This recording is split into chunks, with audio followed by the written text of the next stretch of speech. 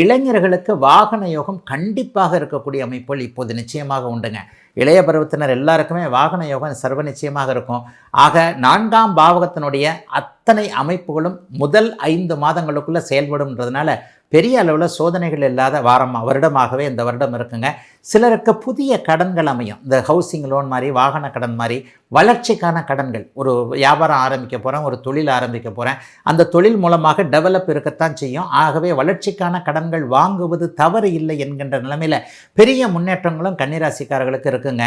கன்னிராசிக்கார இளைய பருவத்தினர் எல்லாருக்குமே நிறைவுகள் இருக்கக்கூடிய அமைப்புகள் உண்டு. ஆனால் ஒன்று, இந்த வருஷம் இன்ட்ரடியூஸ் ஆகக்கூடிய காதல் அடுத்த வருஷம் கொஞ்சம் மன அழுத்தத்தை தரக்கூடியதாக வரும்.